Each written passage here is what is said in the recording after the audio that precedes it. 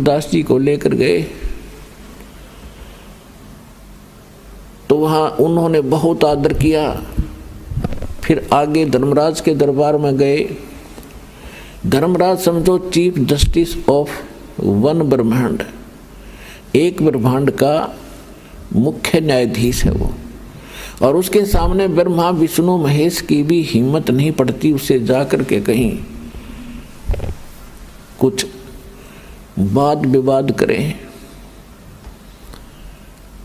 और जो ही परमात्मा धर्मराज के दरबार में पहुंचे, साथ में वो गरीबदास जी, क्योंकि परमात्मा ने उस प्यारी आत्मा का विश्वास दृढ़ करना था कि आई एम गॉड, मैं परमात्मा हूं।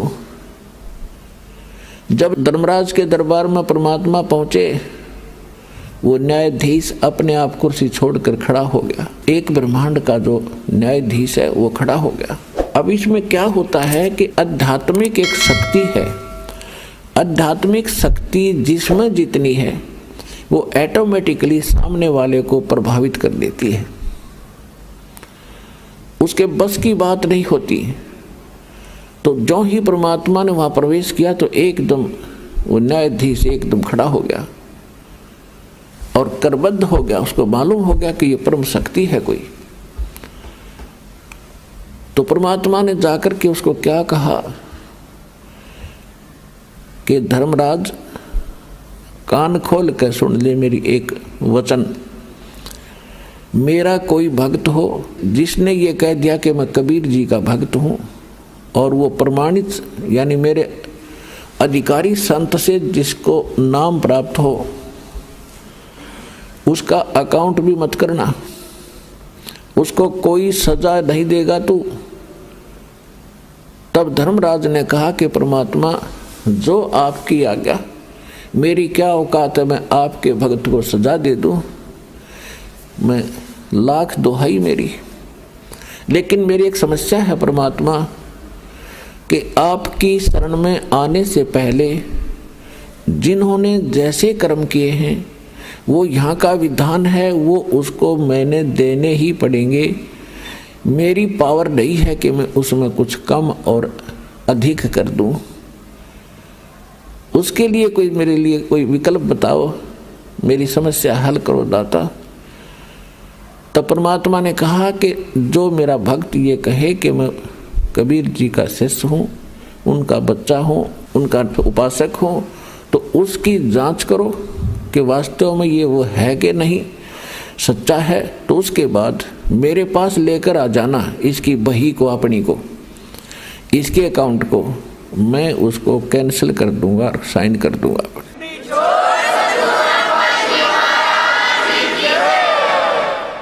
धर्मराज दरबार में देई कबीर तलाक, मेरे भूले चूके हंस को पकड़ियो मत कजाक। बोले पुरुष कबीर से धर्मराज कर जोड़े, तुमरे हंस को पकड़ू नहीं, मोहे 2 लाख करोड़। फिर क्या कहता है कि कर्मों से तीरथ है और अब जब पे नाम कबीर, वो तो मुझे पकड़ने पड़े, दाता जड़नी पड़े जंजीर। कि जो पहले इन्होंने कर्म किए हैं और अब आपकी शरण में आके आपका मंत्र जाप कर रहे हैं, आपके अनुयायी हो गए हैं, तो उनके जो पहले किए हुए कर्म हैं उनके आधार से तो मैंने इनको दंडित करना पड़ेगा, जड़नी पड़े जंजीर। तब परमात्मा ने क्या कहा, करम भरम ब्रह्मंड के और पल में करहूं नेस, जिन हमरी 2 ही दी, सो करो हमारे पेश। जिन्हें मेरी दुहाई भर दी कि मैं कबीर साहिब का बच्चा हूँ, उस परमात्मा का अनुयायी हूँ, तो उनको मेरे पास लाना। कहाँ लाना? इसी प्रत्येक ब्रह्मांड में परमात्मा का एक यहाँ एक अलग स्थान है त्रिकुटी पे। त्रिकुटी एक ऐसा स्थान है जहां पर परमात्मा का भी एक ऐसा स्थान बना हुआ है, जैसे प्रत्येक देश में और प्रत्येक देश का एक राजदूत भवन होता है जो अपने निज देश की सब खबरें और उस देश के जो व्यक्ति वहां रह रहे हैं उनके से संबंधित जानकारी रखता है। तो ये धर्मराज को भी पता था कि यहाँ एक कार्यालय है जिसमें ये साहब बैठते हैं। गरीबदास जी को तो जिंदा महात्मा दिख रहे थे और धर्मराज को उस रूप में दर्शन हो रहे थे जिस रूप में वो अपने ऑफिस में बैठते हैं, वहाँ अपने दरबार में बैठते हैं। तब उनको कह रहे थे यदि तुम्हें कोई ऐसी समस्या आती है तो करो हमारे पेश, वहाँ ले आना इस आत्मा को और गिल तेरी बई को, ये तेरे अकाउंट को भी ले आना। कर्म भरम ब्रह्मंड के पल में करहूँ नेस, जिन हमरी दो ही दी सो करो हमारे पेश। एक पल में काट दूंगा इन सारे ब्रह्मंडों के, तेरे कर्म भ्रम इस ब्रह्मंड के। अमर करूं सतलोक पठाऊं, ताते बंदी छोड़ कहाऊं। बंदी छोड़ हमारा नामम, अदर अमर है अस्थिर ठामम। सतगुरु शरण आके फिर धर्मराज डर कैसा। इस परमात्मा की शरण माने के बाद तो धर्मराज का भय नहीं रहता आपको। एक भक्त, वैसे तो बहुत भक्तों के साथ ऐसी घटनाएं घटी हैं, तो एक आध भक्त की बात याद रह जाती है। वो कह रहा था कि मैं रात्रि में सो गया, रात्रि में दो काले काले व्यक्ति बड़ी बड़ी कद के वो कहने लगे का मेरे साथ चलो, और मैं न चाहते हुए उनके साथ उड़ लिया। विवश पता नहीं क्या हुआ, और मैं जब एक महल सा दिखाई दिया काफ़ी निकट सी, तो मैंने पूछा भाई कहाँ ले जा रहे हो मुझे। उन्होंने कहा कि तेरे को धर्मराज के पास पेश करेंगे, और कहा फिर क्या करोगे। उसके बाद जो आदेश होगा नरक में डालना है या कहीं और भेजना है, तो फिर वो ऐसा ही करेंगे। तो उसने कहा कि मुझे फिर बात याद आई कि गुरुजी बताते हैं कि भी हमें तो यम के दूत लेने आ ही नहीं सकते। तो पहले तो ये सोचा कि शायद मेरी कोई करनी में फर्क तो नहीं पड़ गया, कोई भक्ति में। फिर उसने सोचा कि अब क्या बने, गुरुजी का तो आदेश है कि यम के दूत लेने नहीं आ सकते। तो मैं वहीं अड़ गया, खड़ा हो गया। कहने लगा भाई तुम नहीं ले जा सकते मेरे को, तुम यम के दूत हो क्या।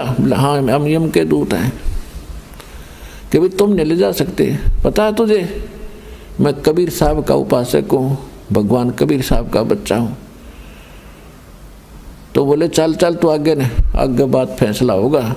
वो मुझे आगे की सीटें में पाछे न खिसकूँ, तो मेरी उनकी झगड़ा हो गया, गुट्टम गुट्टा। तो उनमें से एक बोला भाई पहले पता करा, कदे गलती लाग रही हो, इतना कॉन्फिडेंस से ये आदमी कह रहा है, कदे हम इसने खाम खा पीटे फिर हमें सजा मिला है, जा पूछ के आ तू। एक मेरे पास खड़ा रहा, एक अंदर गया।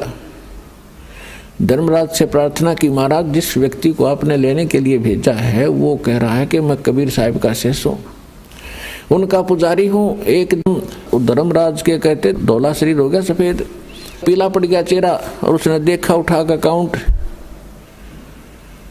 और मैंने न्यू के न्यू बोलते सुना। वो कह रहा है कि रहे इसने वापस छोड़ दो, मरवाओगे मुझे भी। ये नहीं, वो दूसरा था भाई।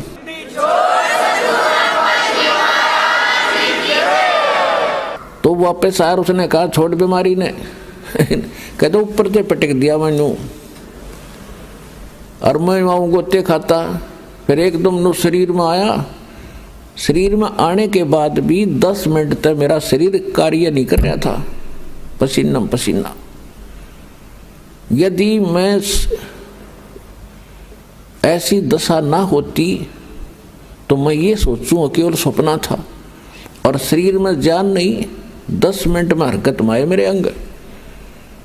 और उस दिन जच गई है परमात्मा। मेरी तो आज मौत थी, और जाना था, परमात्मा की समर्थता से और परिचित हुआ, दृढ़ता आई भक्ति में। तो अपने आत्माओं ये सत्कर मान लेना, परमात्मा की महिमा जो दास आपको सुना रहा है ये 100% सही है।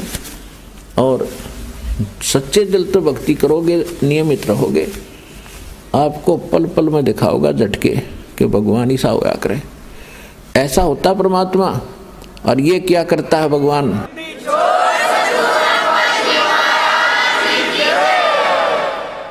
उसके बाद परमेश्वर कबीर जी गरीबदास जी को सचखंड लेकर गए, 11वां द्वार पार किया, उसके बाद 12वां द्वार पार किया। अभी तक 10वां द्वार इसके ऊपर खड़दू उतार रखा था, बस लास्ट था 10वां द्वार।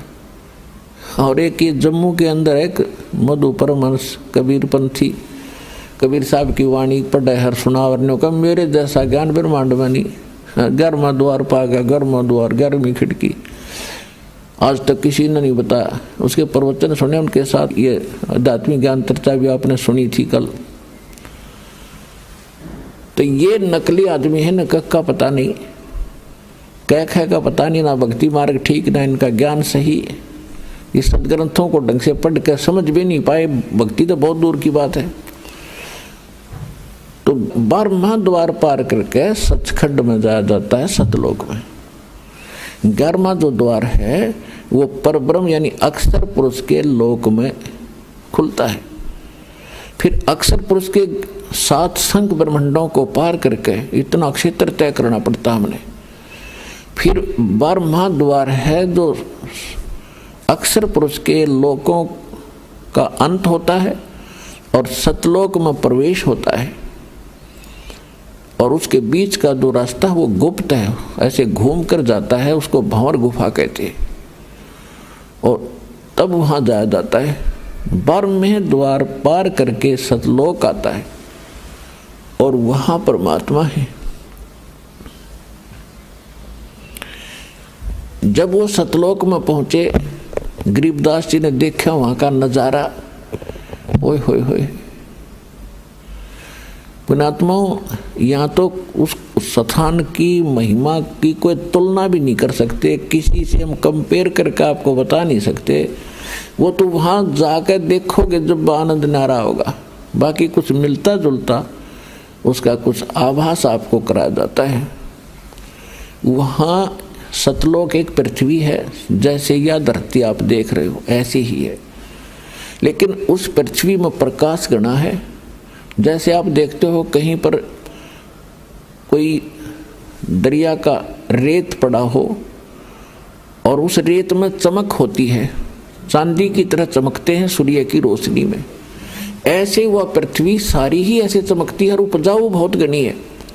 वहाँ पर सब बाग बगीचे हैं, झरने बहते हैं। यहाँ तो पत्थर के पहाड़ हैं, वहाँ हीरे और पन्ने होते हैं, इनके वो पहाड़ हैं, मोतियों के पहाड़ हैं। यहाँ तो कंकर पत्थर हैं, वहाँ मोतियों हीरों के पहाड़ हैं। और उन्हीं में बीच में पृथ्वी रेत है, उन्हीं में बाग बगीचे हैं, झरने बहते हैं, सफ़ेद रंग के सभी वहाँ सब वस्तुएं सफ़ेद कलर की होती हैं, यानी और एक तत्व से बनी हुई होती है। वहाँ मनुष्य भी ऐसे ही जैसे यही आकार है, स्त्री हैं, पुरुष हैं, आपके पूरे परिवार हैं। वो परिवार के आप साथ ही आए थे, इकट्ठे डूबे थे, कब इस काल के साथ हम इकट्ठे आए थे। और वो परिवार आज पता नहीं कहाँ कहाँ भटक रहे हैं, कोई कहीं कोई कहीं। तो वहाँ जाकर आप फिर से ऐसे ही परिवार बनेगा जैसे आपका यहाँ हुआ है। और ये परिवार तो आपका है ही नहीं, आज पता नहीं किसकी मृत्यु हो जाए। आज आप अपने बच्चों में, अपने परिवार में, अपने माता पिता पति पत्नी में आप कितना मोह करते हो, कितना प्यार से रहते हो। और यहाँ पता नहीं कब किसके ऊपर के बिजली गिर जाए, ऐसे गंदे लोक में हम रह रहे। अब यहाँ हम अपने परिवार में कितने प्यार से रहते हैं, फिर मृत्यु होती है, फिर हम टक्कर मार मार कर रोते हैं। तो ये क्या है यहाँ पर, ये क्या परिवार हुआ, ये क्या व्यवहार हुआ यहाँ का।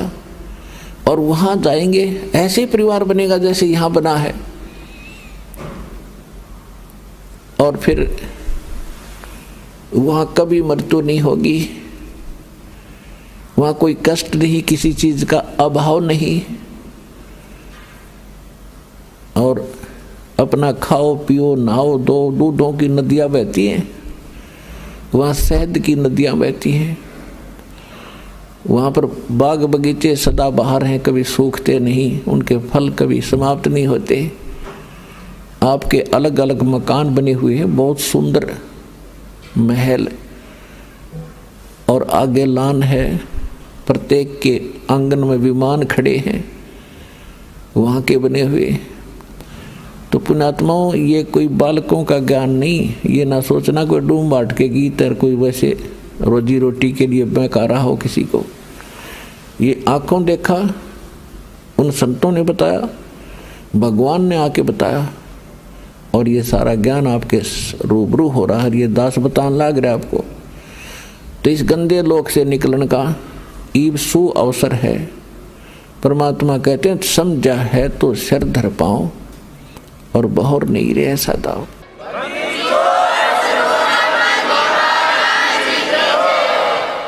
और यहाँ की किसी वस्तु की इच्छा आपके मन में नहीं रहनी चाहिए। प्रथम तो यो ज्ञान ऐसा है कि यहाँ कति हृदय हटा देगा आपका इस गंदे लोक तय। यो लोक ठीक नहीं है, यहाँ की व्यवस्था सारी व्यर्थ है। देखो, ये तो आपने मान लेना चाहिए कि यहाँ से तो आपकी मृत्यु होगी,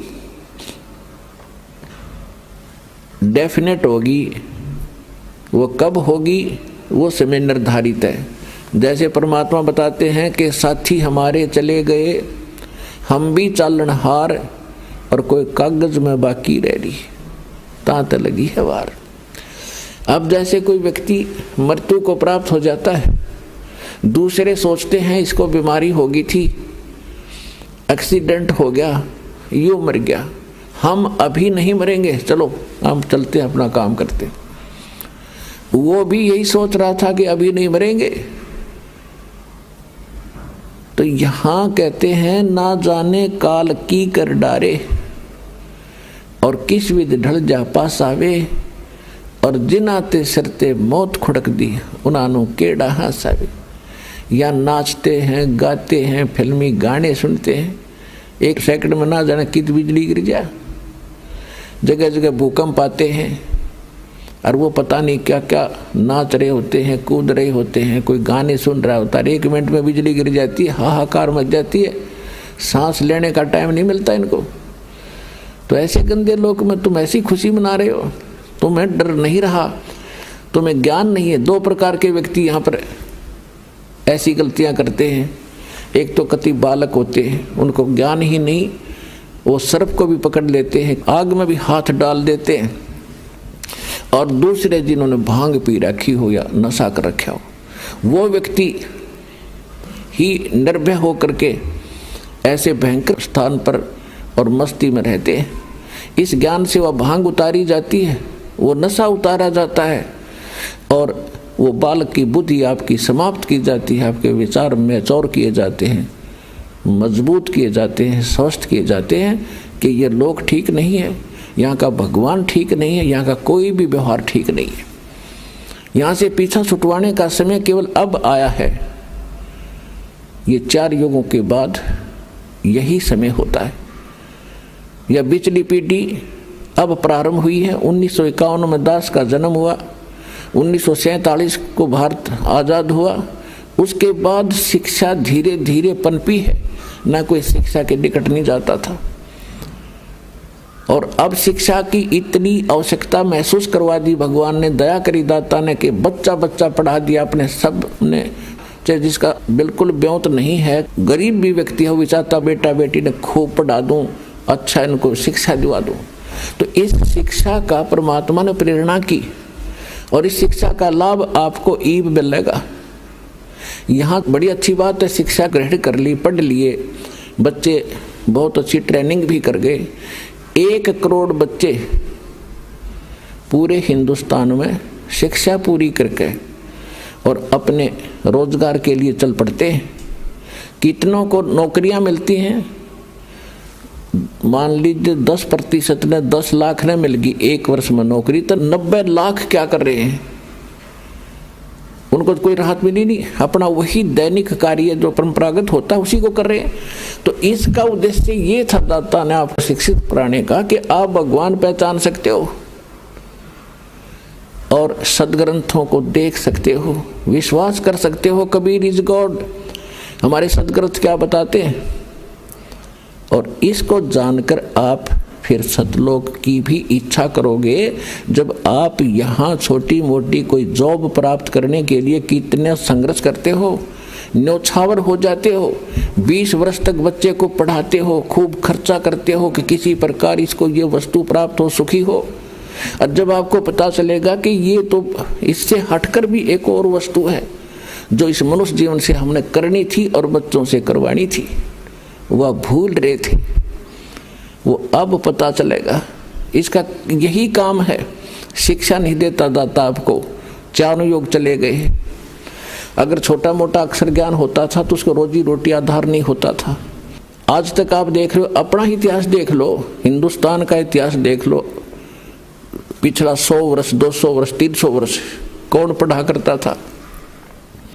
एक ब्राह्मण वर्ग था, संस्कृत पढ़ा करते थे, वो परंपरागत और सदग्रंथों को जानते थे। उनका यही काम दे रखा था कि आप इन सदग्रंथों को पढ़ो। आप फ्री छोड़ दिए समाज ने, ब्राह्मण लोग, कि तुम इन सदग्रंथों को पढ़ो, शिक्षा ग्रहण करो, हमें समझाओ।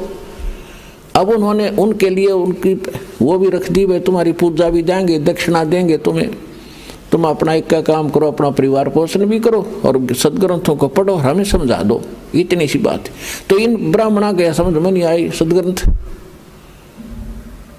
और परमात्मा आए 600 वर्ष पहले, ये सच्चा ज्ञान बताने लगे तो विरोध कर दिया, इन ब्राह्मणों ने करवा दिया।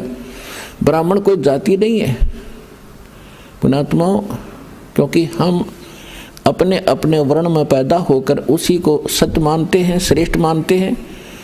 और कोई उसके विषय में थोड़ा सा बोलता है तो हमें दुख होता है। ये भी हमारी बाल बुद्धि ही होती है, बचपना ही होता है।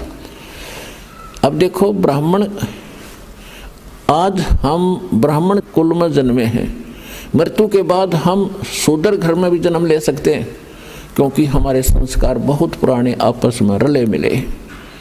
और हम पशु पक्षी योनि में भी जाएंगे। फिर भी ब्राह्मण कोई जाति से नहीं होता, कर्म से होता है। जो ब्राह्मण यानी पंडिताई गुरुआई करते हैं, जो ज्ञान प्रचार करते हैं, उनको ब्राह्मण कहते हैं, विद्वान कहते हैं। मेरे पूज्य गुरुदेव जी ब्राह्मण कुल में जन्मे थे। गांव बड़ा पैंतावास, जिला भिवानी, चरखी दादरी के पास एक गांव है। ब्राह्मण कुल में जन्मे थे और वो कभी ब्राह्मण नहीं कहते थे, आप अपने आप को एक भक्त या संत कहते थे। और मेरे दादा गुरुजी यानी गुरुजी के गुरुजी गांव छावला दिल्ली में, गांव छावला दिल्ली के वो जाट थे। और 15-16 वर्ष की आयु में मेरे परदादा गुरुजी के साथ वो चले गए थे, यानी उनके गुरुजी के साथ। और उन्होंने, मेरे जो परदादा गुरुजी थे, उन्होंने मेरे दादा गुरुजी को शिक्षा ग्रहण करवाई। इंटेलिजेंट थे, काशी विद्यापीठ से उनको पढ़ाया, 4 विषय के आचार्य बन गए वो। और उनको पंडित चिदानंद नाम से जाना जाने लगा, पंडित ब्राह्मण। और उनका सोनीपत जिला में खरखोदा तहसील के पास एक छोटा सा गांव है गोपालपुर, वहाँ पर आज भी मेरे दादा गुरुजी छावला वाले उस जाट का एक पंडित चिदानंद नाम से आश्रम बना हुआ है। उस पर लिखा है बोर्ड, पंडित चिदानंद आश्रम गोपालपुर। वो जाट होते हुए पंडित कहलाए। और मेरे पूज्य गुरुदेव जी ब्राह्मण होते हुए भी कहा करते, नहीं मैं वो पंडित नहीं हूँ, वो आचार्य नहीं हूँ जो जिन्होंने पंडिताई यानी शिक्षा ग्रहण की। पंडित उसको कहते जो विद्वान हो जाए। गुरुजी कहते थे मैं संत हूँ, भक्त हूँ और आप भी कल्याण कराता हूँ और आपका भी उद्धार करता हूँ। पंडित तो मेरे गुरु जी थे। तो इसी प्रकार जो दास आपको ये कह रहा है, जिनको सदग्रंथों का ज्ञान होता था हम उनको पंडित कहते थे। ब्राह्मण उसी को कहते हैं, भक्त को ब्राह्मण कहते हैं। ब्राह्मण उसको कहते हैं जो परमात्मा से परिचित हो जाता है। ब्राह्मण सोए जो ब्रह्म पहचाने। तो कहने का भाव यह है कि उन पंडितों ने जिन्होंने इन सदग्रंथों को पढ़ा वो विद्वान बने, वो इनको समझ नहीं सके। पढ़ना अन्य चीज होता है, समझना मूल वस्तु है। गुरु बिन काहुन पाया ज्ञाना, जो थोथा बुस छिड़े मूड किसाना। भाई सतगुरु बिन काहुन पाया ज्ञाना, जो थोथा बुस छिड़े मूड किसाना। भाई गुरु बिन वेद पढ़े जो प्राणी, समझन सार रहे अज्ञानी। तो पुण्यात्माओं, इस दास से पहले और उन महापुरुषों के अतिरिक्त जिनको भगवान सीधे मिले या परमात्मा के अतिरिक्त इस विश्व में किसी को भी अध्यात्म ज्ञान नहीं था। ये सभी वेद ज्ञान विरुद्ध साधना बताते और करते रहे ब्राह्मण होकर के। ये सभी अज्ञानी थे। अपने आत्माओं, ये शब्द यदि कहीं कहा जाए बगैर प्रमाण के तो इंसान का गला नहीं उतरा, बल्कि नू का यो मूर्ख आदमी है, सब न अज्ञानी बतावे। अज्ञानी का अर्थ है जिनको अध्यात्म ज्ञान नहीं, वेद ज्ञान नहीं, गीता ज्ञान नहीं, पुराणों का भी वो ज्ञान नहीं। यानी हमारे सदग्रंथों से अपरिचित जो गुरु हैं वो अज्ञानी हैं और वो गुरु पद बेशक प्राप्त किए हैं। तो इन बातों का धीरे धीरे समाज को पता भी चलेगा, क्योंकि इसीलिए आपको शिक्षित किया है। प्रमाण दास आपके रूबरू करता ही रहता है, आगे भी करते रहेंगे। अब जो प्रसंग चल रहा है हम उसी पर आते हैं। अब परमात्मा लेकर के गरीबदास जी की आत्मा को और सचखंड पहुंचे, सतलोक में पहुंचे। सतलोक का आपको दास वर्णन कर रहा है कि वहां 3 पोर्शन है सतलोक के, सचखंड के। जैसे अपने राजधानी है दिल्ली की, एक तो उसमें बाह्य क्षेत्र है बाहर का जिसमें गांव आते हैं, वो भी दिल्ली ही कहलाती है। और फिर उसके बाद आता है शहर का हिस्सा जहाँ बाजार बने हुए हैं, वो सेकंड पोर्शन। उसके बाद आता है अपनी राजधानी स्थान, अपने जो राजा लोग रहते हैं, प्रधानमंत्री जी रहते हैं, राष्ट्रपति जी रहते हैं, यानी वो स्थान, वो तीसरा स्थान है। तो इसी प्रकार उस सतलोक के भी 3 पोर्शन हैं।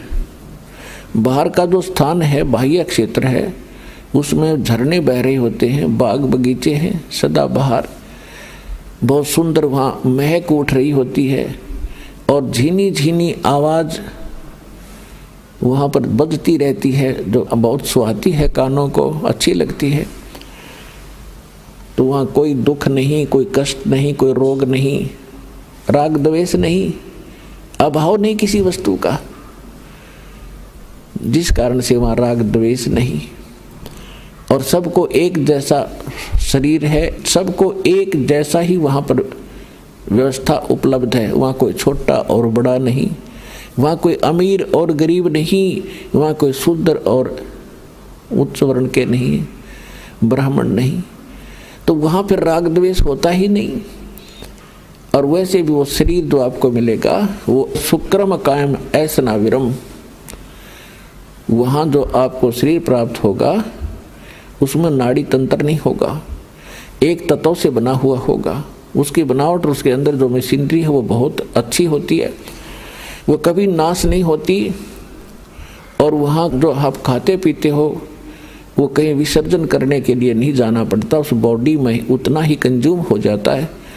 उसमें एक ऐसा सिस्टम मालिक का अपनाया हुआ है। तो कहने का भाव ये है कि वो सुख हम यहाँ खोज रहे थे युगों से। अब जैसे नमक की बोरी में 1000 बोरी रखी हो नमक की, उसमें खांड का टेस्ट कोई ढूंढे तो वहां तो हो ही नहीं सकता। वो तो बूरा की बोरी में मिलेगा और दोनों एक जैसे कलर में एक जैसे हैं, रंग एक जैसा है, बोरी एक जैसी है। इसी प्रकार उस सतलोक की या नकल है। सतलोक में एज इट इज सृष्टि है। यहाँ तो ये अब खत्म हो गए, जैसे पेड़ पेड़ ये तो कति कंडम हो गया काम सारा ही। इसलिए उसको सतलोक, अमरलोक, अजरलोक कहते हैं। वहाँ कोई वस्तु नष्ट नहीं होती। और यहाँ पर आप देख रहे हो ऐसी ही व्यवस्था है, ऐसे ही सृष्टि है और ऐसे ही वहाँ बाग बगीचे हैं, ऐसे ही पुरुष स्त्री हैं। और ये नकली संत सतलोक की महिमा गाते हैं, राधा स्वामी वाले या और भी कोई भी कबीर पंथी हैं, कहते हैं वहाँ प्रकाश ही प्रकाश है, चेतन ही चेतन है और परमात्मा निराकार है। आत्मा परमात्मा में ऐसे जाकर मिल जाती है जैसे बूंद समुद्र में, बस कोई अस्तित्व नहीं रहता।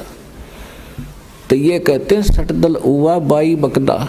ये उवा बाई बक्के थे, इनको ना आत्म अनुभव, स्वानुभव नहीं, न इनको परमात्मा का ज्ञान समझ में आया, न इनको गुरु ठीक मिले, जिस कारण से इन्होंने ऐसे विधान सिद्धांत बनाकर हमें भ्रमित कर रखा था। तो वहाँ पर ये सृष्टि, ये सतिथि है और वहाँ जाने के बाद आपकी फिर कभी मृत्यु नहीं होती।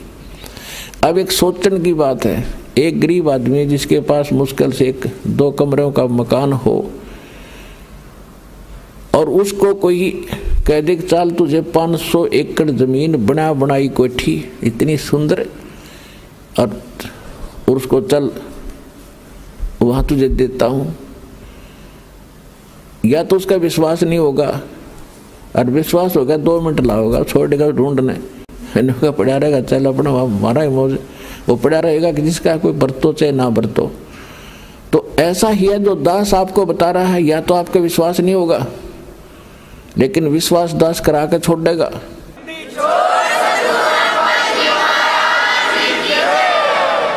क्योंकि ये दास की बनाई हुई सेल्फ मेड स्टोरी नहीं है, ये गॉड गिवन स्पिरिचुअल नॉलेज है, परमात्मा का दिया हुआ अध्यात्म ज्ञान है।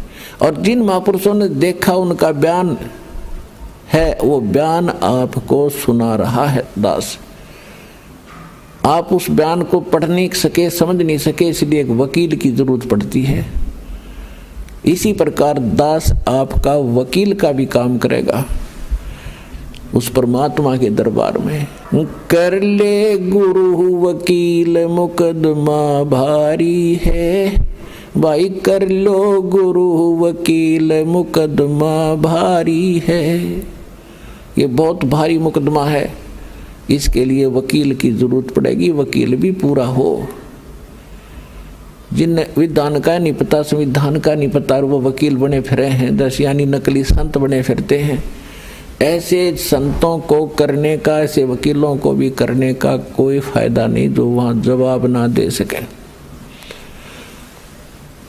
तो इस दास के अतिरिक्त विश्व में इस विधान का कोई भी जानकार नहीं है पृथ्वी पर वर्तमान में।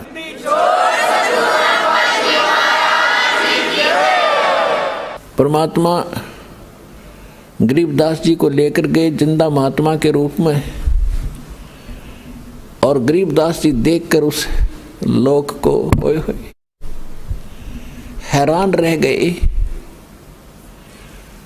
अजब नगर में ले गए हमको सतगुरु आने, जल के बिंब अगाध गति हम सूते चादर ताने। अजब नगर में ले गए भगवान मुझे खुद आकर के। ये प्रमाण दे रहे हैं गरीबदास जी, अपना एफिडेविट बता रहे हैं वाणी में। तो वहां जाकर क्या देखा कि परमात्मा बैठे हैं सिंहासन के ऊपर, ऊपर सफेद छत्र और सिर पे मुकुट है, जैसे राजा विराजमान होते हैं। और उन परमात्मा के चेहरे को में इतनी रौनक है, इतनी समाइल है कि देखते ही आत्मा खुश हो जाती है। और जो ही गरीबदास जी ने देखा कि हो ये बैठे हो भगवान, तो भाई हो न देखते ही रह गया उनके चेहरे की तरफ। उधर से एक परमात्मा अपने दूसरे रूप में, जिंदा महात्मा के रूप में जो नीचे गए थे, वही जाकर के एक चंवर उठाते हैं। चंवर जैसे आप देखते हो यहाँ ग्रंथ साहिब पर करते हैं, पीछे ये घोड़ी के से बाल से आ रहे सफेद सफेद, ऐसा चंवर करते हैं और उठाकर चंवर करने लगे जो सिंहासन पर बैठे भगवान के ऊपर। अब गरीबदास जी देख रहे हैं कि ये बाबा जी जिंदा महात्मा यहाँ का, इनका कोई शिष्य है, यहाँ का नौकर है, सेवक है, जो भगवान पर चंवर कर रहा है, और परमात्मा ये है जो सिंहासन पर बैठे।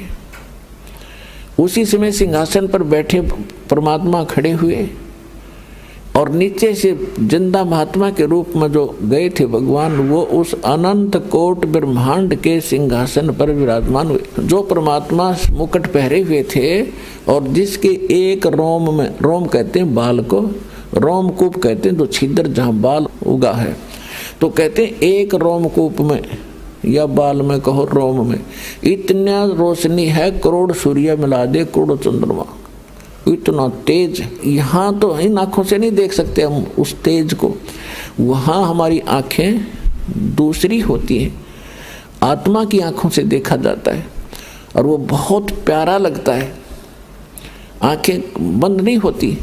तो गरीबदास जी देख रहे हैं तो असमंजस में पड़ गए, भी भगवान कौन सा इनमें, बाबा जी तो इस पर बैठ के कुर्सी पे और भगवान खड़े हो गए चंवर करें जिंदा के रूप पर। थोड़ी सी देर में वो तेजो में शरीर, वो जिंदा महात्मा वाले शरीर में समा गया और एकदम उनका नूरी शरीर हो गया, परमात्मा तेजो में शरीर।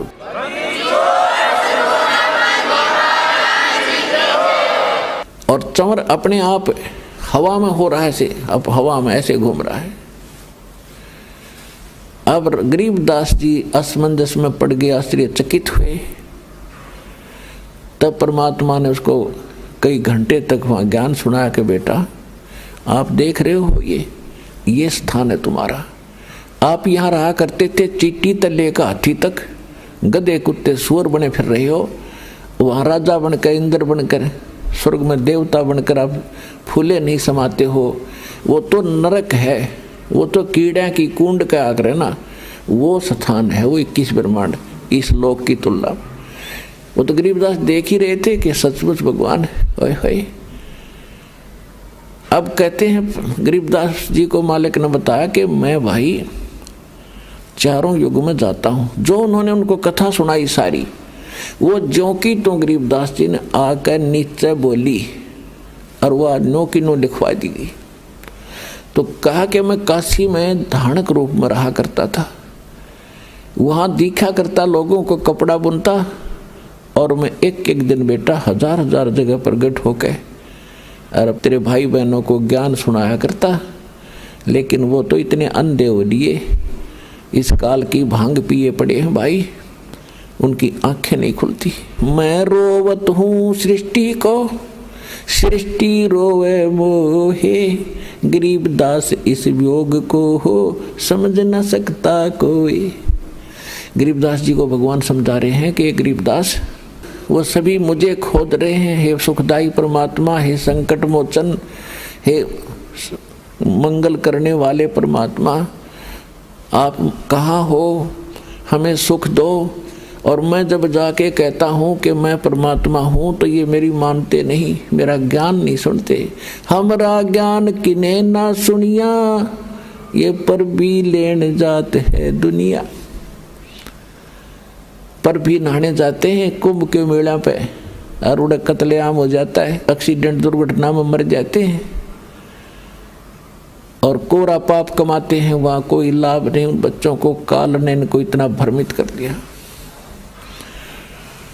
तो गरीबदास जी कहने लगे परमात्मा अब मुझे यही रख लो। परमेश्वर ने कहा बेटा ऐसे नहीं रखा जाता, जैसा आपको पहले बताया था दास ने कि काल भगवान का और परमात्मा का एक एग्रीमेंट हुआ था। तो उसने ये कहा था कि भगवान आप अपना ज्ञान सुना के अपना बनाकर जो हृदय से आपको चाहे आपके ज्ञान को माने और आप में हृदय से आपको चाहेगा तो वो आपका, बाकी मेरे। जबरदस्ती ना करना, बलपूर्वक ना ले जाना। परमात्मा ने कह दिया था कि ठीक है मैं बलपूर्वक नहीं लेके जाऊंगा और अपना ज्ञान सुनाऊंगा। और दूसरी बात यह है कि जब आप यहाँ से गए भक्ति धन से परिपूर्ण थे, उतने ही भक्ति कमाई करके यहाँ आ सकते हो, वैसे नहीं आ सकते। अब तो मैं लाया हूँ आपको, लेकिन आप यहाँ रह नहीं सकते। अब बालक थे, आंखों में आंसू भर आए, क्योंकि वहां जाने के बाद पता चलता ये क्या है, ये तो नरक दिखाई देता। यहाँ का चाहे सारी पृथ्वी का राजा हो, कति नरक दिखाई देता उस सुख की तुलना में। तो परमात्मा ने कहा कि बेटा तू चिंता ना कर, मैं तेरे साथ रहूंगा और ये ऐसा मंत्र दूंगा, जल्दी ही आप भक्ति युक्त हो जाओगे। ऐसा नाम दूंगा, सतनाम और सारनाम, के बहुत जल्दी भक्ति धनी बन जाओगे। अपने आत्माओं, इस आत्मा को हमने भक्ति से चार्ज करना है, भक्ति से फुल करना है, तब यह काम करेगी, तब ये भक्ति युक्त होकर के वहां जा सकती है। जैसे एक तो साइकिल में हवा भरा कर हाथ से पंप चला के वो एक छोटी सी ट्यूब में डाल सकते हैं, उसमें टायर में नहीं भर सकते उससे, और लगे रहेंगे तो काफ़ी समय लगेगा। मन 3-4 दिन 10 दिन लग जाए उसमें, अगर उसी से को पचा। लेकिन वो तरीका नहीं है ट्रक की टायर में हवा भरने का, उसके लिए तो एक प्रेशर चला हुआ है, उससे भरी जाएगी वह, और मिनट में भर दो। इसी प्रकार जो भक्ति विधि मैं बताऊंगा गरीबदास, वो इतना गजब की होगी कि थोड़े ही समय में तुम्हारे टायर भर जाएंगे, फुल हो जाएंगे।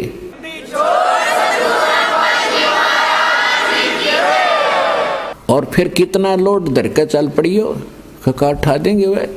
तो जब भक्ति युक्त आत्मा हो जाएगी, फिर इसने कोई रोक नहीं सकता। आस्था वहां हो जा आशा ता बासा होई। इस ज्ञान से आपकी एक ऐसी आस्था बनेगी, अरे संसार आप देख ही रहे हो, इसका तो आपको पता ही चल जाएगा। क्योंकि पहले तो आप अपने संसारिक व्यवहारिक काम में व्यस्त थे, लोगों को देख रहे थे, मान लिया था इतना ही काम है मनुष्य जीवन का, बच्चे हो गए, इन्हें पाल दें, इनका विवाह कर दें, फिर इनका संतान हो जा, मर जा बेच सके, इतना ही जान रखा था हमने। अब पता चलेगा इसके मूल कार्य का, और फिर वहां जाने की अब विधि का प्राप्त होगी। तो उसके लिए परमात्मा ने उनको बताया कि एक मंत्र है 2 अक्षर का, दूंगा तेरे को, जिसमें एक ओम है, एक दूसरा गुप्त है, और तेरे को दूंगा, लेकिन आप किसी को और को भी बताना नहीं। एक लिख देना अपनी एफिडेविट रूपी वाणी में, अमरवाणी में। और कबीर सागर में, कबीर साहिब की वाणी में कुछ इन लोगों ने गड़बड़ कर दी थी, जिस कारण से परमात्मा ने अपनी महिमा की वाणी गरीबदास जी को अपना साक्षात्कार करवा कर सतलोक ले जाकर वापस छोड़ कर उसे कंप्लीट लिखवा दी। कबीर सागर में भी 90% 80% बातें सत्य हैं, 20% इन्होंने अपने हिसाब से उल्टी सुल्टी कर ली, इनका समझ में आई को नहीं। इन नकली कबीर पंथियों के जिन्होंने अपने अनुकूल लगी, उसको वैसे ही थोड़ा सा चेंज कर दिया, फिर भी उसमें सत्यता बहुत कुछ है। और गरीबदास जी ने फिर क्लियर कर दिया।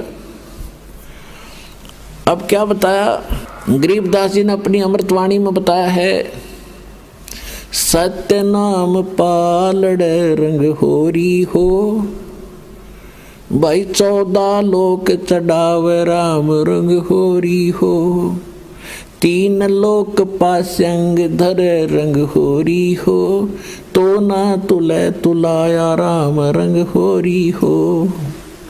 होरी माने जैसे हम होली मनाते थे ना, होली खेलते थे, तो गरीबदास जी के पास जब गरीबदास जी वापस नीचे आए थे, किसी ने कहा कि महाराज आओ होली खेलेंगे, होली। परमात्मा बोले भैया नकली होली नहीं खेला करते हम, अब हमें पता चल गया वो असली होली खेलेंगे, राम रंग वाली। राम के रंग में हम रंगे गए, और ऐसे रंग गे यो फिर कदे ना उतरे मेरा। तो उसके बारे में बता रहे हैं, मन राजा खेलन चला रंग होरी हो, उस पर पटन पर लोक राम रंग होरी हो। फिर कहते सत्य नाम पालड़ रंग होरी हो, 14 लोक चढ़ावे राम रंग होरी हो। 3 लोक पास अंग धर रंग होरी हो, तो ना तुलाया राम रंग होरी हो। सतनाम का जो 2 अक्षर का मंत्र है उसकी कीमत बता रहे हैं गरीबदास जी। परमात्मा ने उनको बताया, उन्होंने फिर हमें बताया। तो परमात्मा गरीबदास जी को बता रहे हैं, एक सतनाम का सिमरण श्वास और उश्वास से करने से, क्योंकि ये 2 मंत्र हैं और 2 ही प्रकार से इसका जाप होता है। उसकी कितनी कीमत बनती है, लेकिन अधिकारी से लेके अपनी मर्जी से कोई अपॉइंटमेंट लेटर लिख ले और मैं लग गया तहसीलदार और लिख ले, साइन कर ले किसी के आप पे, तो वो नहीं लग सकता। वो तो अधिकारी ही अपॉइंटमेंट लेटर पे वो भर चाहे कोई, 2 साइन उसके होने चाहिए ओरिजिनल। तो इस विश्व में 21 ब्रह्मांड में इस नाम के दान करने का इस दास के अतिरिक्त कोई अधिकारी नहीं है।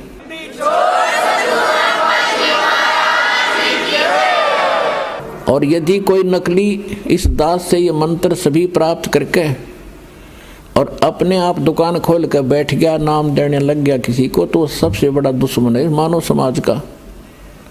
अपना नाश करेगा और 100-200 हज़ार को और खराब करके उनका भार भी सिर पर धर लेगा। तो उनसे भी सावधान रहना है, ऐसे नकलियों से बचना है और बचाना है अपने भाई बहनों को, मानना उनको प्यार से। देखो यूँ मार्ग है प्यार का, इसमें धक्का नहीं चलेगा। भगवान का अनुबंध है, उस काल के साथ एक एग्रीमेंट है कि जबरदस्ती ना करना। तो आपने इस फार्मूले को अपनाना है, जबरदस्ती नहीं करना, प्यार से समझाना अवश्य। चाहे कोई गाली दे, आपने बुरा बोला है। अब जैसे एक छोटा सा बालक और अग्नि में हाथ देने चला, हीटर जला था, हीटर की तरफ भाग रहा है और उसको उठा लिया बड़े भाई ने, बहन ने या पिता ने, और वो रो रहा है मुझे छोड़ दे, और वो उधर से बालक है नादान थप्पड़ भी मार रहा है सिर में, मुझे छोड़। तो हम नहीं छोड़ सकते, उसका बुरा भी नहीं मान सकते कि बालक इसको पता नहीं और छोड़ दिया तो जलेगा यूँ। तो ये कहते हैं ना, भावनाओं को ठेस पहुंचाता है रामपाल। रामपाल भावनाओं को ठेस नहीं पहुंचाता, आपका जीवन बचाता है।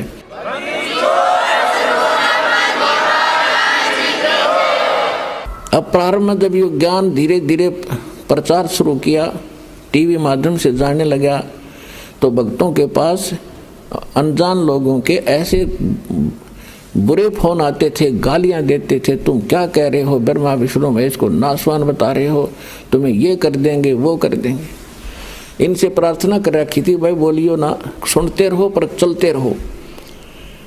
एक दिन आवेगा, इनकी भांग उतरेगी, ज्ञान सामने रखा हुआ है और अब भी नहीं समझेंगे, फिर तो पत्थर हैं ये।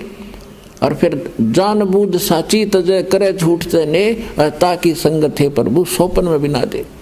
आंखों प्रमाण देख के और फिर भी नहीं मानेगा तो पत्थर आदमी है, कहते इसे नालायक के तो सपने में भी ना मिला हमने।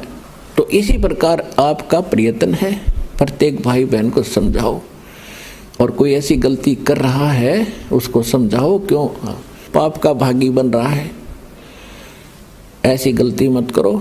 आप भी दोबारा उपदेश लो वहाँ जाके और इनको छोड़ो भगवान के बच्चों के। ये तो पहले दुश्मन बतेरे थे, ये काल के दूत नरे भेज रखे काल ने, इनको मिसगाइड कर दिया, सारे सबकी दुर्गति हो रही है, भक्ति भी कर रहे हैं, साधना भी कर रहे हैं, जो भी कोई क्रिया बताता वो भी कर रहे बेचारे, और फिर भी दुखी, क्योंकि वो शास्त्र विदिता कर्मन माना आचरण है, वो सत्य भक्ति नहीं है, शास्त्र अनुकूल नहीं है।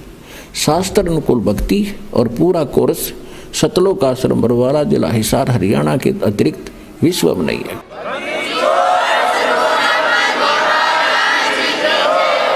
तो प्रसंग चल रहा है कि एक सतनाम के जाप को अधिकारी इस दास से प्राप्त करके एक भी सांस अपने स्वरित और निरत मन और पवन इन चारों पदार्थों को एकत्रित करके लेना है। कबीर साहब कहते माला तो कर में फिरे और जीव्या फिरे मुख माही, मनुआ तो चहूं दिस फिरे ये तो सुमरण नाही। कबीर साहब कहते हैं कि हाथ में तो माला मणिया घूम रहा है और जीभ मुख में घूम रही है और मन कहीं घूम रहा है, ये सुमरण नहीं होता। कहते हैं सुरत नृत मन पवन पर और सतनाम का वो जाप लगातार चले। सुरत नृत मन और पवन इकट्ठे रखे। जैसे आप सिमरण करते हो, सांस के सिमरण सतनाम दिया है, या प्रथम मंत्र भी जाप करते हो, उस पर ये ध्यान रखे कि जैसे आप प्रथम मंत्र बोला प्रथम मंत्र का, तो ये सोचा ये किसके विषय में है।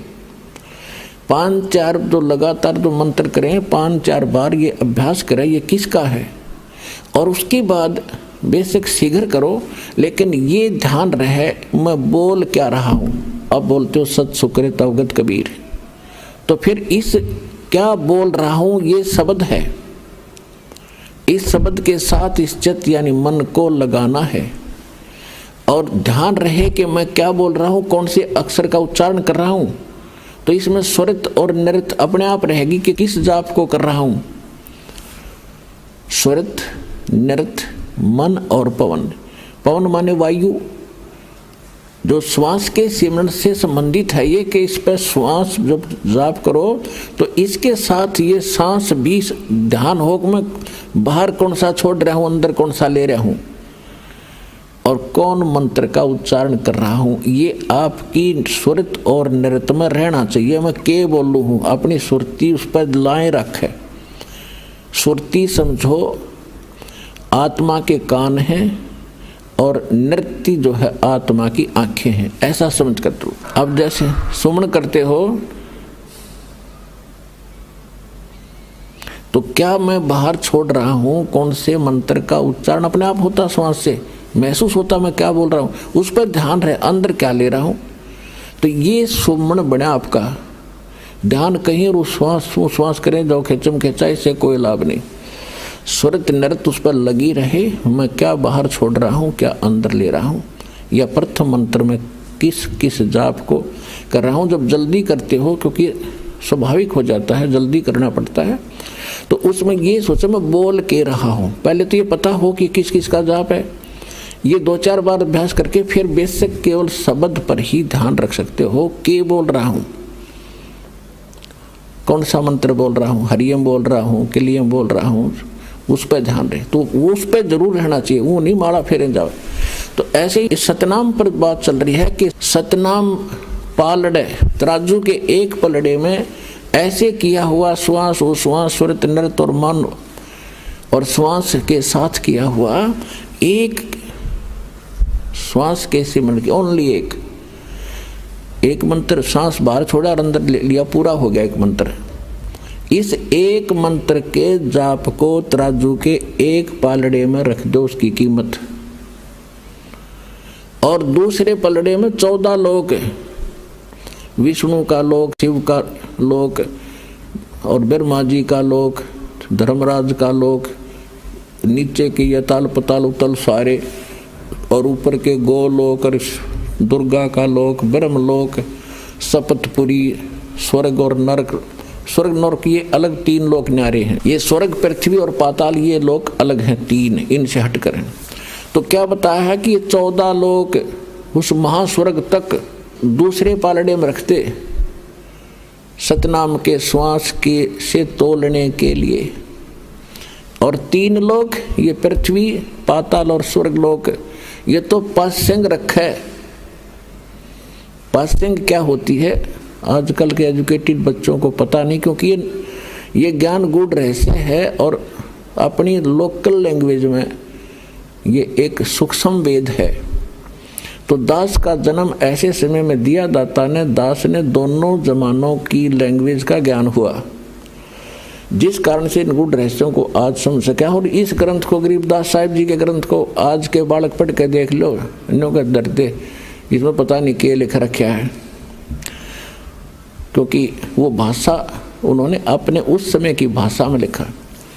तो उसमें क्या लिखा, पासिंग किसे कहते हैं, जैसे हमारे यहाँ दास का जन्म किसान परिवार में हुआ तो हमारे घर पर ये व्यापारी लोग आते थे, कोई चने तो ले जाता था, कोई बाजरा, कोई गेहूँ। तो वो क्या करते थे, जब तोलते समय हमारे पिताजी कहते थे कि भाई लाला जी अपनी तराजू चेक करा पहले।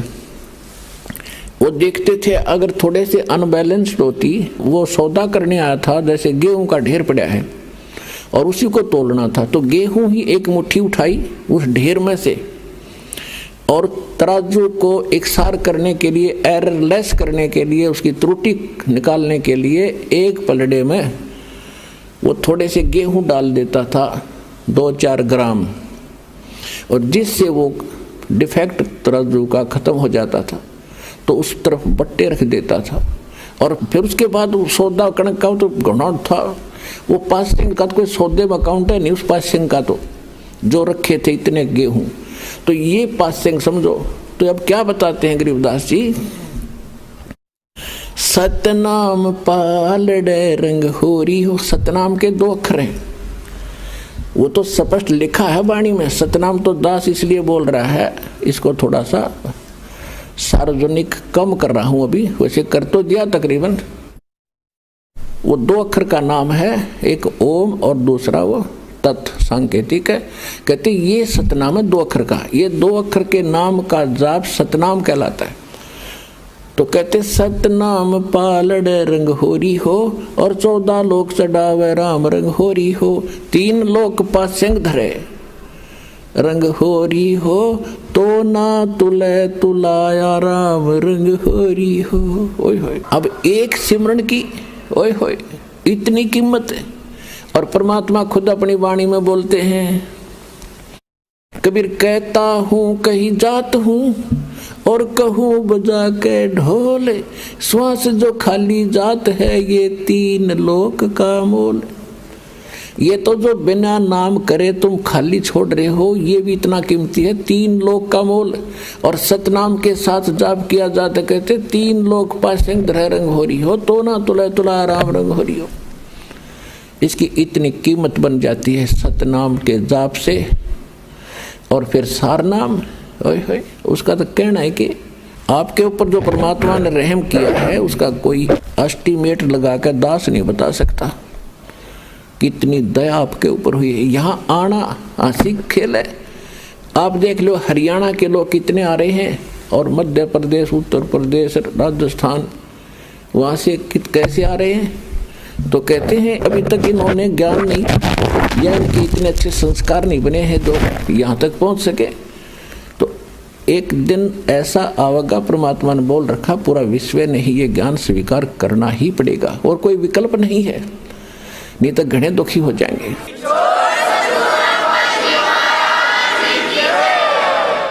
तो इस प्रकार गरीबदास जी से कहा कि बेटा तू जा, वापस जाओ आप, और इस नाम का जाप करोगे ना बहुत जल्दी भक्ति युक्त हो जाओगे।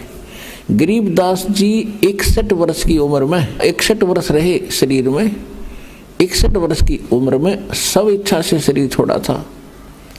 और फिर उसमें तो भगत पीछे पड़ गए, महाराज और रुक जाओ, बहुत और कुछ दिन रहो। 6 महीने का समय दे दिया, 6 महीने के बाद मैं नहीं रहूँगा इस लोक में, भाई मेरा काम पूरा हो गया। तो 6 महीने के बाद सबको पहले सूचित करके बता दिया था कल मैं शरीर छोड़ूंगा। उस दिन भादवा उतरते की द्वादशी को, और सन 1778 में गरीबदास जी 61 वर्ष की आयु में बैठे बैठे शरीर छोड़ के अपने चले गए थे। क्योंकि जिसने वो लोक देख लिया यहाँ रह सकता है। आपको तो वैसे तो ज्ञान से ही दास आपको इतना प्रेरित कर देगा कि आपकी आस्था यहाँ से हटके 100% वहाँ लगेगी, तभी वहाँ जा सकोगे। ये नहीं है कि आप यहाँ की व्यवस्था, जैसे बच्चे हैं या भाई बहन माता पिता हैं, इनको भी प्रेरित करो, इनको भी समझाओ, साथ रखो अपने। और लास्ट में जब मृत्यु के समय एक ध्यान रखे, किसी भगत की भी मृत्यु होती हो तो उस समय उससे ये नहीं पूछे तेरा कौन याद आव है किसने बुलावा, उसको ये कहे सुरतीला सतलोक में कदे उड़ जाए पोते पोतिया में पीछा छुटवा ले, टाइम है तेरा। तो वो थोड़ी भूल पड़े तो उसका याद दिलानी चाहिए, सुमन कर भगत जी, सुमन ना छोड़िए। गरीबदास जी को परमात्मा ने समझा बुझा के और वापस भेज दिया। उधर से क्या हुआ कि पीछे से वो पाली गवाले थे, उनका याद आई 4-5 घंटों के बाद। वो दूर ले गए उन पशुओं को। उन्होंने कहा बालक कहाँ है, लड़की का लड़का, उसको लिया उठा कर। उसका समय आ गया गाय घेरन का, उसकी नंबर आ गया यहाँ पाली बनकर खड़ा होने का। तो वो पहुंचे वहां पर जहाँ पर वो छोड़ के आए थे। गरीबदास जी 10 वर्ष के बालक, पहले अच्छे हट्टे कट्टे शरीर थे, अच्छा मजबूत सा शरीर होता था, ऐसे बैठे आसन लगाए। तो उसने दूर से आवाज लगाई पहले तो, फिर निकट जाकर उसको पकड़ के कहा खड़ा हो ले भगत जी, समाधि कहाँ चली गई तेरी। वो गिर गए, क्यों वो शरीर में थे ही नहीं। अब उसको देखा डॉक्टर ने देखी खत्म। उसने आवाज लगाई कि लड़का मर गया, भाग्यो। वो पाली दौड़ कर आई, सबने देखा सचमुच बाबा जी ने जादू तंत्र का दूध पिला दिया, बालक मर गया। गांव में दौड़ कर आए, 1.5 किलोमीटर दूरी पर खेत था। गांव में दौड़ कर आए, गांव वालों को पता चला, माता पिता तो दोनों अचेत हो गए, बेहोश हो गए इकलौते पुत्र की मृत्यु सुनकर। क्यों 12 वर्ष के बाद उत्पन्न हुआ था, 10 वर्ष का हो चुका था, गास नहीं थी। दोनों माता पिता बेहोश हो गए बच्चे की मृत्यु सुन के। नगर के लोग जाकर के वहाँ से शव को घर पर लाए, अंतिम संस्कार के लिए चिता पर रख दिया। उधर से परमात्मा ने कहा कि जा बेटा, तेरा शरीर नाश करने वाले हैं। तो उसी समय चिता के ऊपर ही सचेत हो गए, और जो बंधन बांध रखे थे, जो बांध कर ले जाते हैं घर से, वो अपने आप टूट गए।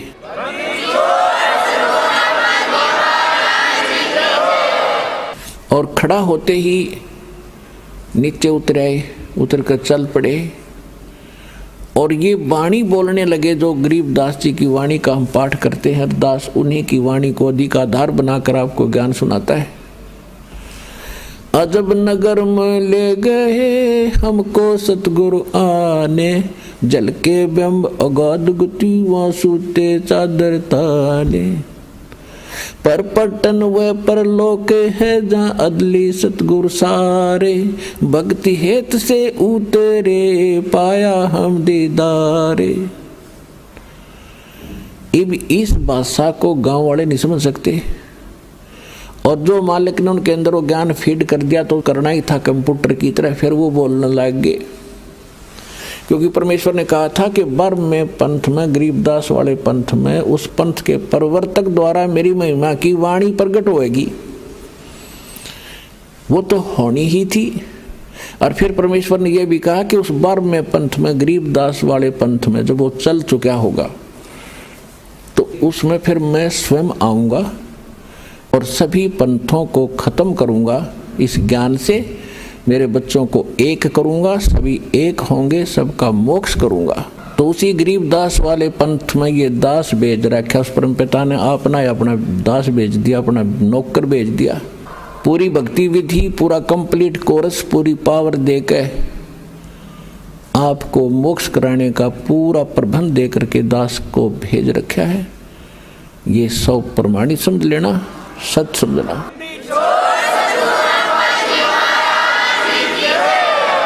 अब ऐसे ही गांव वालों ने सोचा, भाई बाबा जी ने जंतर मंत्र का दूध पिला दिया, जादू जंत्र का टोने टोटका करके कुंवारी गाय का दूध निकाल कर पिला दिया, और लड़की का लड़का पागल हो गया।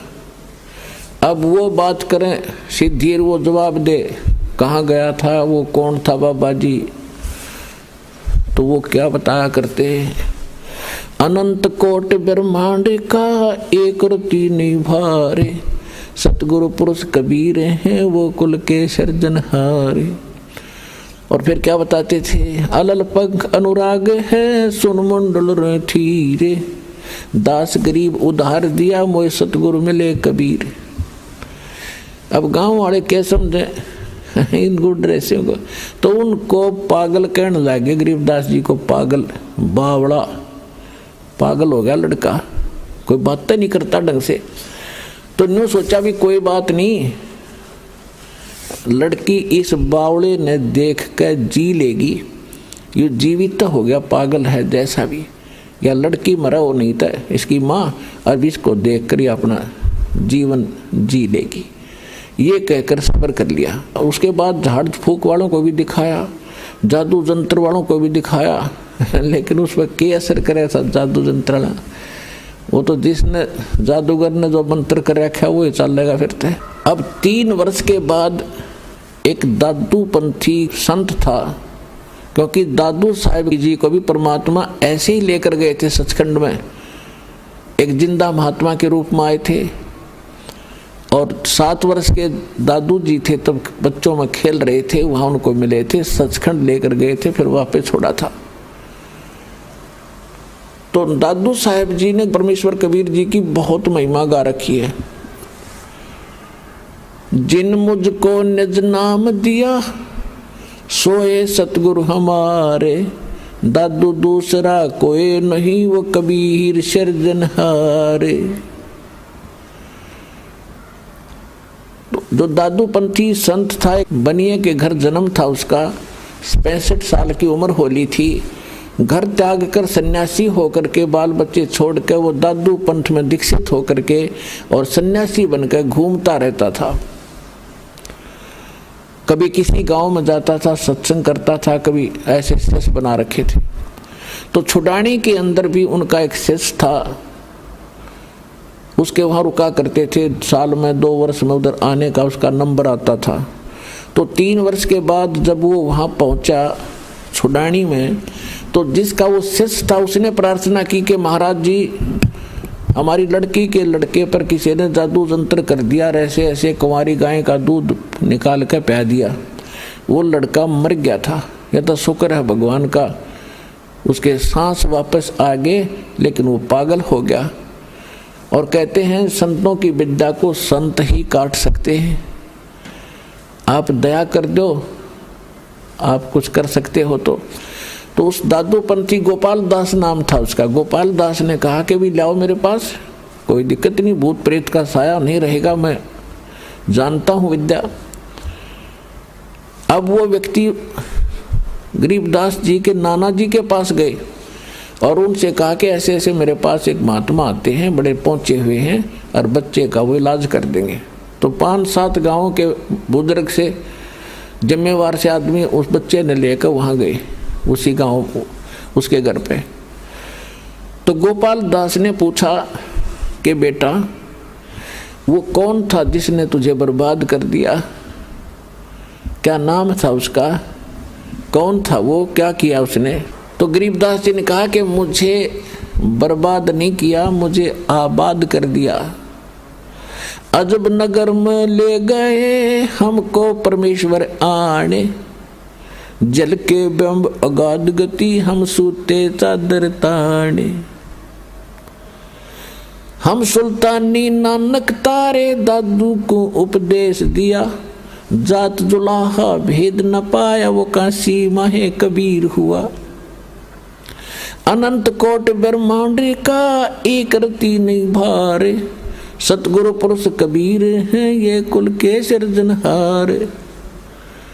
काफी देर तक गरीबदास जी ने वह अमृतवाणी की बौछार लगा दी। अब गोपाल दास का होश हवास उड़ गए कि गांव वाले इसने पागल कहे, अरे तेरा गजब हो, ये तो अनमोल रतन से भरे पड़े हैं ये बच्चे, ऐसी अनमोल वाणी, ऐसा ज्ञान मेरे हृदय में टच कर रहा, मुझे एक एक वाणी इसकी। तो कहने लगा वो 65 साल का महात्मा उन बुजुर्गों को कहने लगा, गांव वालों ये बावड़ा को नहीं, ये बावड़ा नहीं है, बावड़े तो तुम हो जो इसको समझ नहीं पा रहे। और वो 65 साल का बुजुर्ग एक 13 वर्ष के बच्चे के आगे हाथ जोड़ कर खड़ा हो गया। अन्यों के महाराज जी यह वाणी लिखवा दो, यह वाणी लिखवा दो, तो अनमोल रतन है दाता, कलयुग में जीवों का उद्धार करेगी, वाणी लिखवा दो। अब गरीबदास जी चल पड़े उठ के उसको पक्का करने के लिए। गांव वालों ने सोचा बाबा जी का भी असर हो गया इसमें, तो बुरी बला है कि गरीबदास में, कई बाबा जी भी पागल हो गया, इस पे भी असर हो गया इस बच्चे वाले संकट का। वो तो संकट देखा था उन्होंने, संकट मोचन थे वह।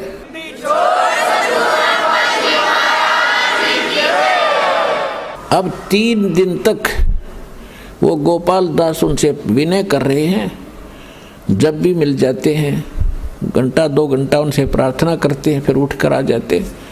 तीसरे दिन जब गोपाल दास जी ने विनय की तो गरीबदास जी ने कहा कि देख ले भाई महात्मा जी, अगर सारी लिख है ना मैं जो लिखवाऊँ टोटली तो बोलूँगा, ना मैं बोलूँगा नहीं, सारी लिख ले। क्योंकि वो लिखना जानता था, गरीबदास जी अशिक्षित थे, तो गोपाल दास लिखा करते थे, गरीबदास जी 13 वर्ष के बालक बोला करते थे। और गरीबदास जी की एक बड़बेरी का बाग था, बेरी का बाग, उसमें एक जांडी का पेड़ था, वो बहुत देर तक सुरक्षित रखा भक्तों ने, अब तो वो खत्म हो गया, उसके स्थान पर वैसे यादगार सी बना रखी। तो वहाँ बैठकर लिखा करते थे, वो बोला करते थे गरीबदास जी, गोपाल दास लिखा करते थे। तो लगभग 6 महीने में उनका लेखन कार्य पूरा हुआ।